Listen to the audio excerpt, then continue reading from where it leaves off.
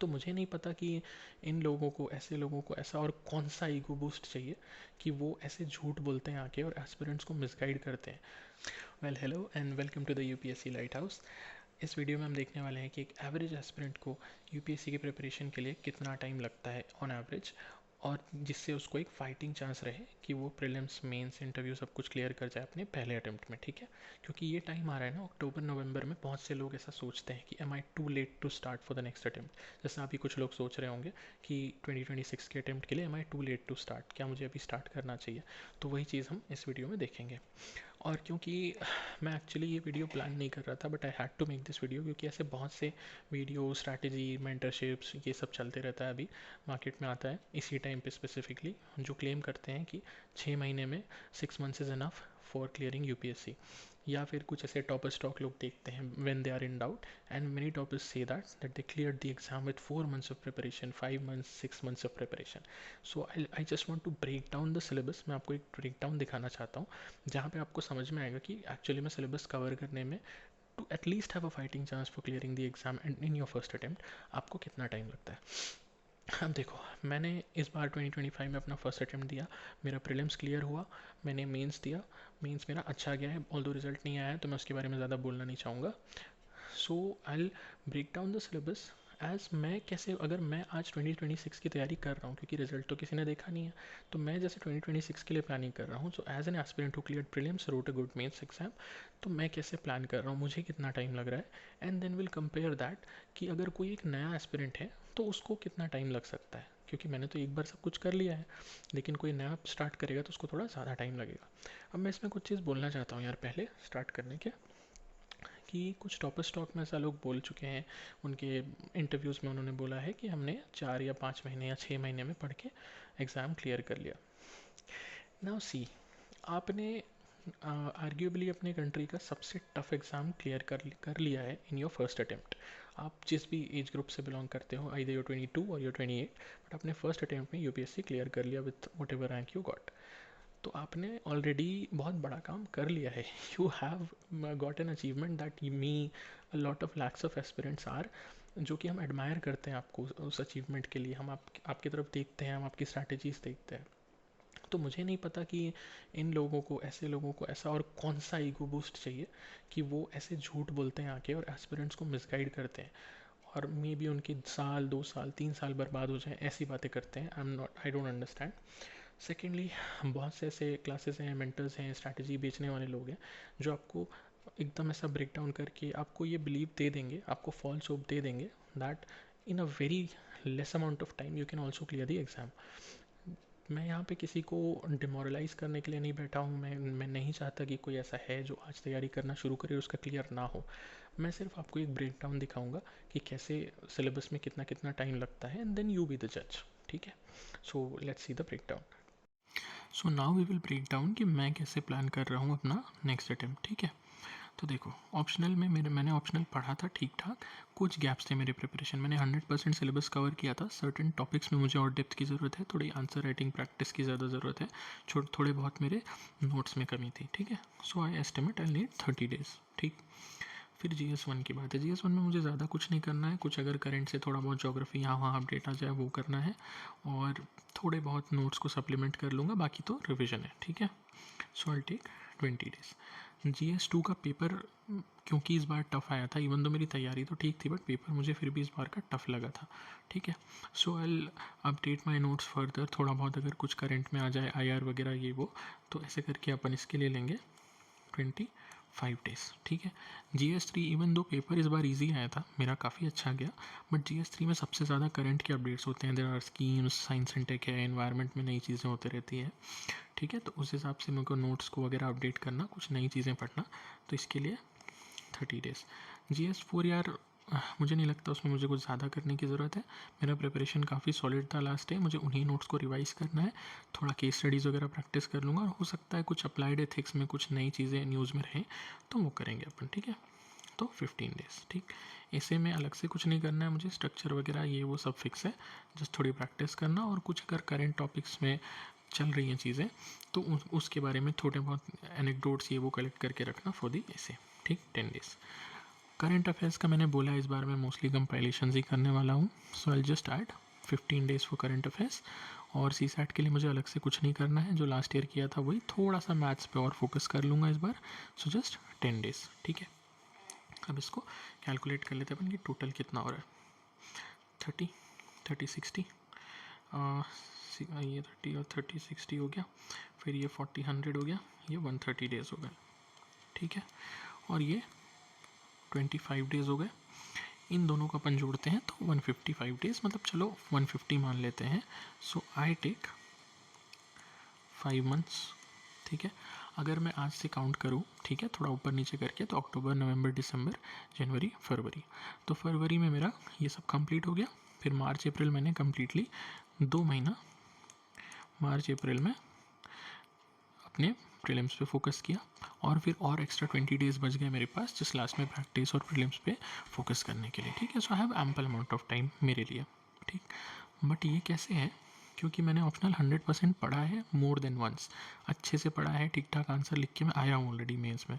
Prelims मैंने already clear किया हुआ है, मेरे फंडामेंटल्स अच्छे हैं, मेरे को जस्ट रिविजन करना है प्रीलिम्स ओरिएंटेड चीज़ों का।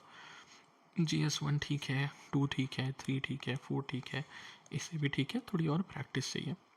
तो मुझे और एटलीस्ट 2-2.5 महीने मेरे पास प्रीलिम्स ओरिएंटेड प्रिपरेशन के लिए बच रहे हैं। So I need, being an aspirant who has already cleared prelims last time, wrote an at least an average mains, result तो अभी आया नहीं है, उसको लग रहे हैं 7 महीने, ठीक है।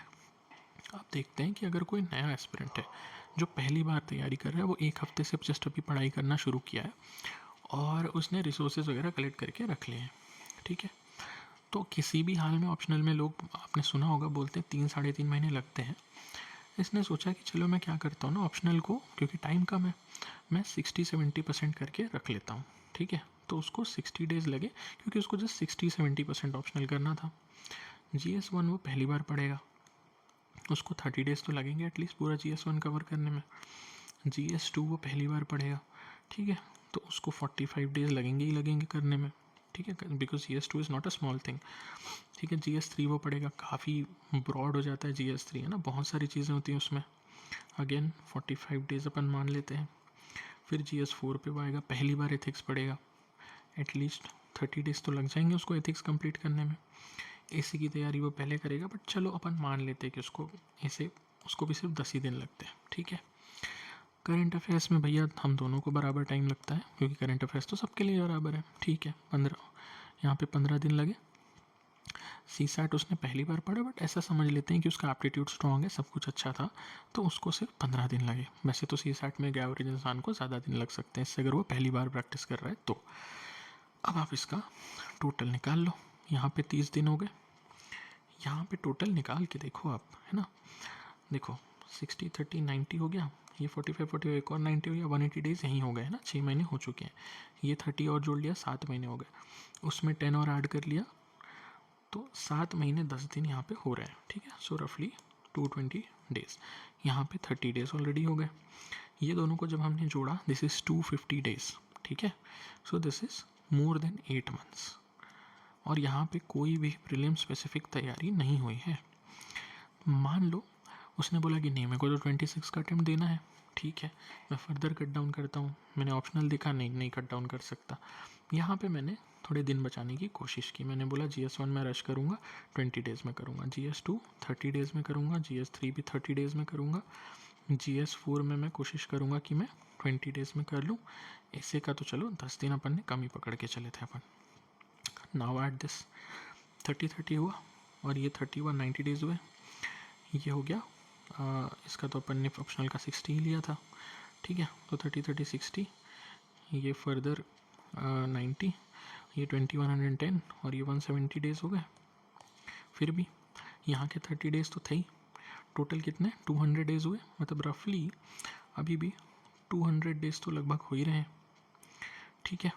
उसके बाद भी देखो प्रीलिम स्पेसिफिक तैयारी हमने अभी की नहीं है कुछ भी, है ना, और ये बहुत ही ज़्यादा रस्ट प्रिपरेशन है, तो भी 6 महीना से ऊपर लग गया। मतलब अगर कोई 6 महीना भी मिनिमम अगर देना चाहे तो उसको मेंस में करते करते निकल जाएगा, और वो भी मेंस में बहुत ही हाफ बीट तैयारी है उसकी, और प्रीलिम्स के लिए उसने टाइम ही नहीं छोड़ा। तो अब आप देखो कि यहाँ पे कैसे कोई मैनेज कर पाएगा कि वो मेंस भी कर ले और प्रीलिम्स भी कर ले, ठीक है। अगर इतना करके चलो कुछ भी करके प्रीलिम्स आपका निकल जाता है। तो आप मेंस के लिए कितना अनप्रिपेयर्ड हो। देखो ऑप्शनल आपने आधा किया, मतलब 30% 40% किया नहीं है, और जो किया भी है वो जस्ट आपने एक बार किया है। GS 1 से 4 में आपकी बहुत हाफ पेड तैयारी है। आपने जस्ट हो सकता है कि कोई रेडीमेड मटेरियल एक या दो बार पढ़ लिया है बस, ना आपने कोई नोट्स बनाए हैं, आपने ढंग से PYQs नहीं देखे हैं, कुछ नहीं किया है, ठीक है। CSAT 15 दिन में कर पाना फॉर एन एवरेज पर्सन जितना टफ अभी आ रहा है, it is very difficult. Prelims oriented तैयारी आपकी वैसे भी नहीं थी। तो पहली बात तो चलो अपन मान लेते प्रीलिम्स निकल भी गया, तो भी मेंस भी कवर करना बहुत मुश्किल है। अगर मान लो आप मेंस दे भी रहे हो, तो इस हाफ बेक तैयारी के साथ दोगे, देर आर मैक्सिमम चांसेस आपका मेंस निकलेगा नहीं। ऐसे करते करते आपका सितंबर आ जाएगा, आप फिर से यही लूप में अगले साल के लिए भी फंस जाओगे। So that's the point. So हमने देखा कि मुझे अपने हिसाब से मुझे कैसा लग रहा है अपनी प्लानिंग में, मुझे कितना टाइम लगेगा। हमने ये भी देखा कि एक एस्पिरेंट जो अगर अभी तैयारी करना शुरू कर रहा है तो उसको कितना टाइम लगेगा। एंड आपने देखा होगा, क्या आपको लग रहा है कि 6 मंथ्स पहले अगर आप जस्ट या 4-5 महीने पहले प्रीलिम्स की तैयारी शुरू करते हो, so it is humanly possible to do all that and then clear the exam with a good rank, या at least clear the exam at all, या इवन आपका मेंस भी क्लियर हो जाए। तो वही मैं कह रहा हूँ यार कि ये जो भी ऐसा बोल रहे हैं, ये आई थिंक हाफ ट्रूथ बता रहे हैं for whatever their reason may be. ये कोचिंग इंस्टीट्यूशन वाले हैं, कोई मेंटर है, कोई स्ट्रैटेजी बेचने वाला है, सो आई एम श्योर कि वो, आप भी जानते हो वो क्यों ऐसा बोल रहे हैं। उनको पैसे चाहिए आपसे। वो इस बार आपको एक अपना कोर्स भेज देंगे, फिर जब आप प्रीलिम्स में फेल कर जाओगे या मेंस में फेल कर जाओगे अगले बार, तो फिर आपको कोई और कोर्स भेज देंगे। बोलेंगे आपका इस कोर्स आपने नहीं लिया, इस वजह से नहीं हुआ, या फिर आपका प्रीलिम्स तो निकल गया, आपको मेंस के लिए और मेहनत चाहिए, तो आप मेरा ये मेंस का प्रोग्राम ले लो। ऐसा करके आपको बेचेंगे। What I don't understand is why some of the people who have cleared this exam say such things. अब देखो, हो सकता है there is a long shot कि भाई दे आर एक्स्ट्रॉर्डिनरीली टैलेंटेड, ठीक है, कि उनने एक बार लक्ष्मीकांत पढ़ी, उनको पूरा याद हो गया। उन्होंने एक बार GS 3 के मेंस आंसर राइटिंग प्रैक्टिस करी नहीं करी, एक बार जस्ट कोई मटेरियल पढ़ लिया, उनको सब आ गया। उनको हर गवर्नमेंट स्कीम एक बार पढ़ने से याद हो जाती है। IR में उनका नॉलेज बहुत स्ट्रांग है। हो सकता है, ठीक है, but I don't think that's the case. या फिर ऐसा हो सकता है कि उनका ऑप्शनल उनका ग्रेड सब्जेक्ट हो, और ऑप्शनल उनका बहुत स्ट्रांग हो, उनका मैथ्स ऑलरेडी बहुत स्ट्रांग था, तो उनको CSAT की भी ज़रूरत नहीं पड़ी। वो न्यूज़पेपर पढ़ते थे तो करंट अफेयर्स और काफ़ी सारे उनके टॉपिक्स स्ट्रांग थे। लेकिन क्या वो ये चीज़ आपको आके बता रहे हैं? लेकिन नहीं बता रहे हैं ना, वो तो सिर्फ ऐसा बोल रहे हैं कि मैं तो कॉलेज में था या मैं जॉब कर रहा था एंड देन 4-5 महीने तैयारी की और एग्ज़ाम क्रैक हो गया। I don't know what they are getting out of this, but I think this is very harmful, क्योंकि ये बहुत सारे हज़ारों मे बी लैक्स में एस्पिरेंट्स के का टाइम बर्बाद कर रहा है, उनका पैसे बर्बाद कर रहा है। They are getting exploited, they are carrying false hope, जिससे डिप्रेशन आ रहा है लोगों को। So I think it is better to not get caught in that kind of a mental state. हाँ, कौन कर सकता है ये? अगर 6 महीने की ही बात है कि 6 महीने में UPSC क्रैक किया जा सकता है, तो देखो आपका एक ठीक ठाक बैकग्राउंड है, आपने एक दो कोर सब्जेक्ट्स एटलीस्ट पढ़ के रखे हैं, आपको ऑप्शनल का कुछ तो एटलीस्ट 60-70% आइडिया है, आप करंट अफेयर्स ऑलरेडी पढ़ते हो, आपकी पढ़ाई करने की मतलब आदत है, आपको CSAT में ज़्यादा हेल्प नहीं चाहिए, ठीक है। तो आप ऐसे शायद आप नेचुरली टैलेंटेड हो, तो आपको ऐसे वगैरह लिखने में ईजी पड़ता है, तो आप 6 महीने में कर सकते हो। अगर कोई पूछ रहा है कि भाई मैंने कुछ नहीं पढ़ा है पिछले 2-3 साल से, मुझे कुछ नहीं आता है UPSC से रिलेटेड, कुछ भी नहीं पता मुझे, और मैं तैयारी करना शुरू करूँगा और मैं प्रीलिम्स के 6 महीने पहले शुरू करूँगा और फिर मैं एग्ज़ाम क्रैक कर लूँगा, I think that is impossible, at least for an average person like me. आप अगर बहुत ज़्यादा टैलेंटेड हो तो then you can definitely try. और यार मुझे नहीं लगता कि ये फॉल्स होप लोगों को देनी चाहिए just for the sake of financial benefit या अपना ईगो बूस्ट करने के लिए। तो ये वीडियो मेरा बनाने का यही पर्पस था कि ये जो भी अभी ऐसे क्वेश्चंस लेके लोग आएंगे, मुझे टेलीग्राम पे बहुत लोग ऐसे भी पूछ रहे थे कि मैं आज से तैयारी करूँ क्या, मैं नवंबर से शुरू करूँ क्या, मेरा ये एग्ज़ाम है उसके बाद से शुरू करूँ क्या। सो ये वीडियो उन्हीं के लिए था कि आपको एक रियलिस्टिक रियलिटी चेक टाइप का कुछ मिले, एक रियलिस्टिक ओपिनियन मिले कि एक्चुअली में कितना टाइम लग सकता है, लगता है एक एवरेज इंसान को UPSC की तैयारी करने में। और अगर आप 6 महीने पहले शुरू कर रहे हो तो आप एक रियलिस्टिक माइंडसेट लेके जाओ कि हाँ मैं इतना इतना करके जा रहा हूँ, तो हो सकता है देर आर मेजॉरिटी चांसेस कि मेरा एग्ज़ाम इस बार नहीं निकलेगा, नेक्स्ट टाइम निकलेगा, तो मैं उसी माइंडसेट से जा रहा हूँ एग्ज़ाम में। लेकिन अगर आप ये सोच रहे हो ना कि 6 महीने एग्ज़ाम निकाल के 2 डिजिट रैंक में ले आऊँगा, अगर आपको कोई ये चीज़ बोल रहा है, तो इट इज़ मोस्ट लाइकली कि वो झूठ बोल रहा है आपको कुछ ना कुछ बेचने के लिए। सो या अगर मैंने किसी के होप्स क्रश किए, किसी को बहुत ज़्यादा डिमोटिवेट कर दिया है, सो ये मेरा पर्पस नहीं था इस वीडियो में।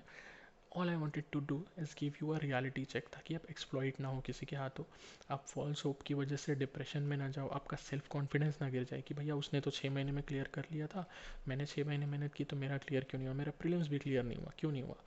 तो इस तरह से आपको ना डिप्रेशन आता है, आपको बहुत ही सेल्फ कॉन्फिडेंस आपका गिर जाता है। तो ये ना हो, इसलिए मैंने ये वीडियो बनाया। ठीक है, so I will see you in the next video. या थैंक यू।